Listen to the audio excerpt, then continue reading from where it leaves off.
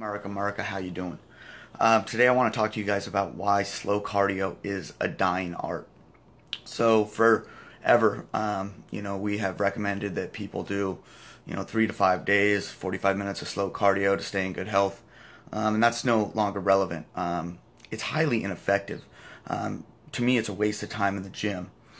And so, obviously, if you guys watch the videos, you know that I'm a big fan of high intensity and sprint intervals.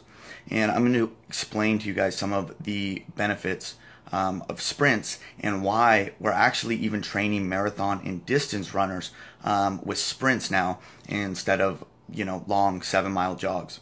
So when you are jogging, right? We've all heard of marathon runners dying of a heart attack, right? Well, that's because your slow twitch fibers and the anaerobic or the aerobic threshold of your heart is not on an equal playing field. What's beautiful is a lot of people are like, oh, well, I'm afraid to, give it all I got or run as fast as I can. My heart's not good or something like this. Well, what we're finding out is that your anaerobic system of your heart and your fast twitch muscle fibers are on an equal playing field. They stay on the same plane. What does that mean? That basically means that the stronger your the anaerobic system of your heart, the stronger your fast twitch fibers. You can't work one without working the other. And so they work together. And that's why no sprinter has ever died of a heart attack, just marathon runners. Now, why are sprints beneficial? Well, if you do them correctly, you run your sprint and your heart gets in the anaerobic threshold. That means you're working your heart anaerobically, which is very intense. Well, during the break of the interval, you've already ran so hard that your heart never drops below the aerobic threshold. So you can actually work your heart anaerobically and aerobically doing sprints.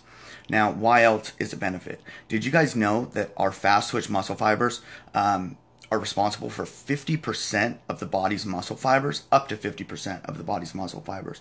Now, most people after high school sports or collegiate athletics never even run or work their fast twitch fibers, right? Because fast twitch fibers move 5 times faster than slow twitch, and super fast twitch fibers move 10 times faster than slow twitch. So to work your fast twitch fibers, you got to move at 5 times the speed that you do when you're working your slow twitch fibers. Most of us don't ever move that fast. Hence, you go into the gym and you see people lifting weights slowly, doing slow resistance training and slow cardio.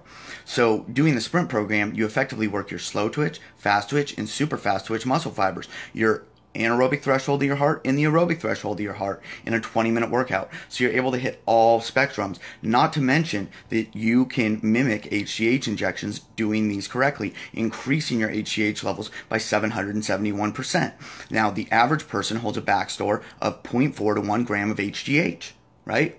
Well, we have the capacity to hold up to 10 grams. So the more that we produce and the more that we release, the more that we hold in our backstore. And so it is true with sprints, the rich get richer. The longer that you do the sprint progression program, the more effective it'll be and the better your results. So you actually get 10 times the results at the end of the sprint progression program that you did at the beginning. This is Tyson James Lee, and I'm just about that education and fast twitch muscle fiber boss.